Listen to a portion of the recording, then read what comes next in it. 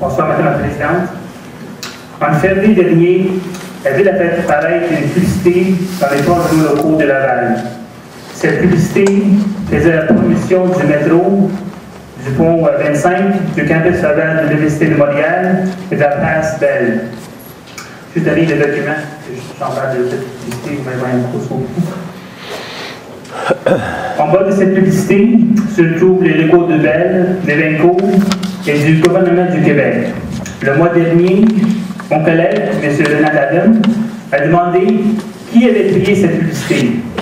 Et la réponse du maire était que tous les partenaires qui figuraient ont payé le bord.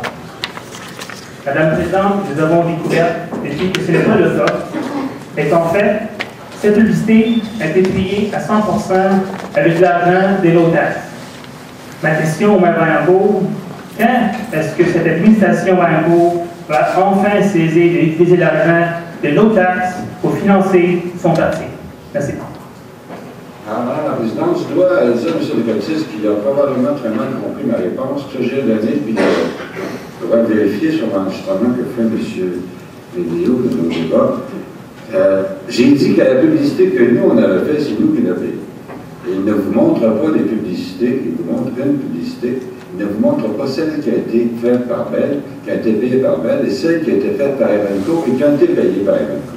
Alors, dans ce sens-là, je lui demanderais d'être un peu plus rigoureux et surtout un peu plus honnête dans ses affirmations et de ne pas vouloir induire davantage la population d'erreur.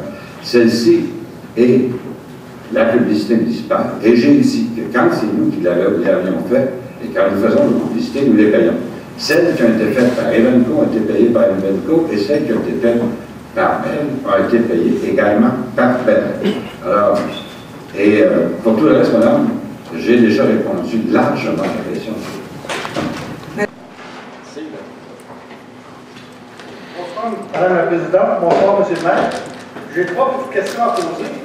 La première, c'est que mes voisins du quartier Renault m'ont demandé de poser une question. Quel est le délai raisonnable pour réparer l'éclairage public dans les rues Henri Poitras, Dumouchel, Albert Duquesne et Hector Charlotte? Ça fait plus de 2 mois que l'éclairage public est en panne. Attendez-vous que les voleurs de cuivre se mettent à l'heure? La deuxième question, c'est que vous avez annoncé au mois de février que la classe Bell aura 10 000 places. Je voudrais savoir quel genre d'étude de rentabilité a été faite pour justifier ce nombre de places. Le gestionnaire Evenco a dit qu'il y a seulement une centaine de jours qui seront occupés et d'après nos études, seulement 20% des jours seront à guichet fermé. Donc, est-ce qu'il y a des études qui justifient 10 000 au lieu de 12 000 ou 25 000 places? Oui, de où provient le chiffre 10 000 places? Parce que tout le monde sait que les places supplémentaires coûtent beaucoup plus cher que les 1000 premières places. La troisième question, c'est que Evenco a annoncé qu'il avait signé un contrat de gestion pour 20 ans pour la place Belle. J'aimerais savoir quel sera le coût pour la ville de Laval pour mettre fin à ce contrat en cas de non-performance, parce qu'on sait que 20 ans, ça peut durer longtemps, et que l'administration en place pourra changer. Surtout que le compétiteur de Evenco est eux-mêmes avec le Centre Bell à Montréal. C'est mes trois questions. Merci. Madame la Présidente, je dois vous dire que l'information que j'ai, c'est qu'une grande partie de l'éclairage des rues que monsieur vient de faire mention est déjà réparée et que le reste devrait l'être dans les prochains jours. Et nous nous excusons auprès de la population pour les retards qui ont été posés.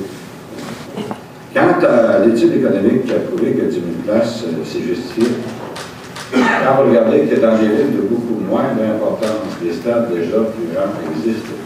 Alors, le marché a été évalué, des firmes nous ont confirmé. Dans un premier temps, nous étions sortis en solution avec un projet de 7 000 sièges. Et les gens intéressés à soumissionner nous ont dit votre étude qui disait que c'était 10 000 places, c'était la bonne. Nos études de marché à nous démontrent que c'est la bonne. Et effectivement, ces gens-là n'ont pas hésité à soumissionner. S'ils avaient pensé que c'était un problème majeur de le remplir, ils auraient sans doute dit nous pensons que votre stade devrait ne contenir qu'à peu près tant de places de façon à répondre aux besoins du marché. Au contraire, ils étaient absolument confiants. Et je voudrais vous dire que quand vous allez voir l'animation qui va être faite, à la fois sur le plan culturel et sur le plan sportif, il y aura certainement beaucoup plus que 100 jours de jeu. Quant à l'autre question que nous a posée, monsieur, à savoir, est-ce que ça va nous coûter de l'argent si jamais Evenco ne performe pas? Non, comme dans tous les contrats, quelqu'un qui ne performe pas, on peut le mettre dehors sans autre préambule.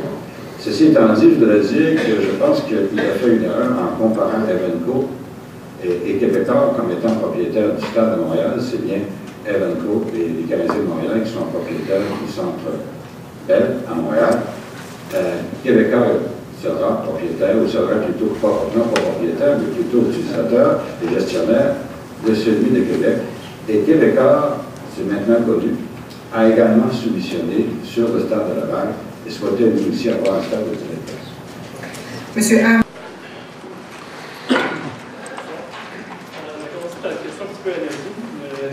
Des cas de confusion, en fait. C'est qu'à Montréal, les automobilistes qui stationnent devant les bornes fontaines bleues, les bornes sèches du métro, peuvent le faire en toute légalité, et c'est un point de vue qui est confirmé par la STM.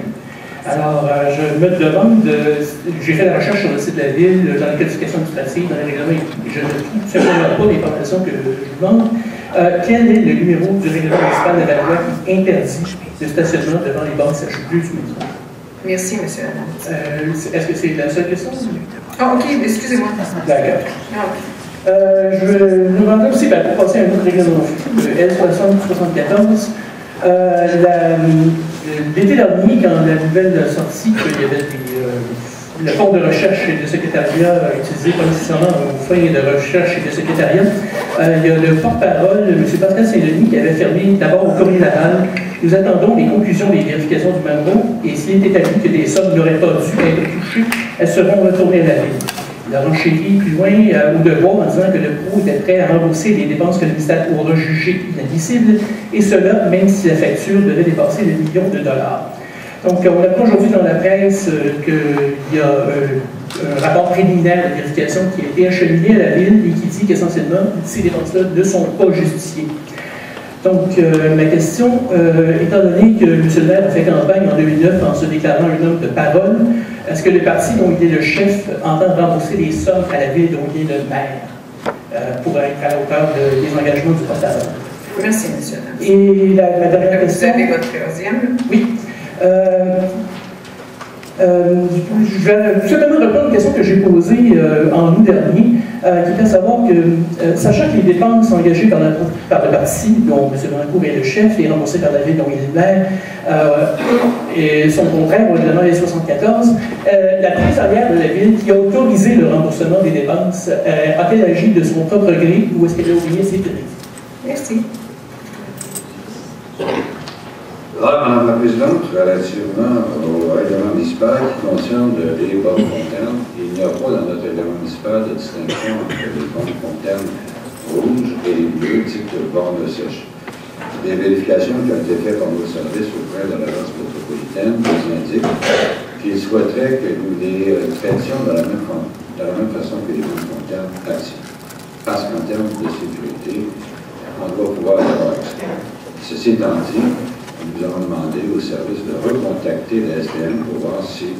Mais de toute façon, la STM n'adhérait pas à l'application d'un règlement municipal, tandis que la STM va voir à l'application d'un règlement municipal. Alors, M. Adams, quand le rapport sera connu, je dois vous dire que nous avons en main des opinions légales qui nous indiquent que la gestion que nous avons faite des fonds était appropriée. Est-ce que ces visions-là sont partagées par d'autres? Nous entendrons la publication de rapport et à ce moment-là, nous rendrons public notre position. Bonsoir, Mme la Présidente, M. le maire, conseiller.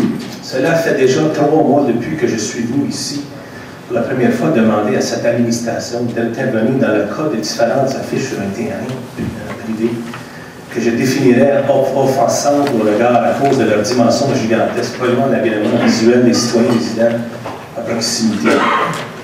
Pour une fois, dans un élan de bonne foi, je crois avoir été un des rares à avoir fait confiance à la parole du maire après qu'il m'a promis d'intervenir, m'ait promis d'intervenir personnellement dans ce dossier en me demandant le numéro de téléphone du résident concerné. Pour moi, le dossier était réglé.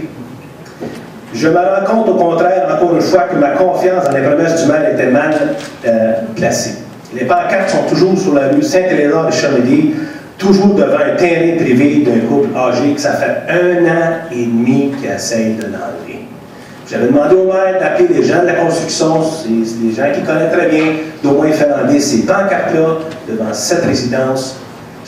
Il y en a qui s'est fait. Voici ma question. Quand est-ce que le maire va intervenir pour régler une situation qui contrevient aux règlements municipaux pour faire ensuite qu'on puisse les enlever depuis que ça fait 1 an et demi que ça existe et que Laval sont incapables de maîtriser ce dossier? Comment est-ce qu'on va faire pour les enlever? Qu'est-ce qu'il va faire présentement aujourd'hui pour essayer de les enlever pour une fois pour toutes? Merci, M. le ministre. Madame la Présidente, j'ai informé M. Guillaume ce soir-là que le comité exécutif avait demandé à son service urbaniste de définir une nouvelle politique d'affichage, puisque celle que nous avions adoptée dans le passé ne répondait pas du tout aux besoins des différentes entreprises de construction qui sont des générateurs d'emplois et qui répondent à des besoins meilleurs de population. Alors, le service urbaniste nous indique qu'il est toujours en train de finir sa réflexion et que dès qu'il pourra nous saisir d'une nouvelle politique d'affichage, il le fera avec grand plaisir. Quant à la pancarte qui serait située devant un terrain d'une personne qui ne souhaiterait pas voir cette pancarte-là, à cet endroit-là, c'est la première fois que M. Lézy nous l'a défini de cette façon-là. Et j'espère qu'il pourra me faire entendre ces définitions qui enregistrent pieusement ce qu'il faut, et ne sachant pas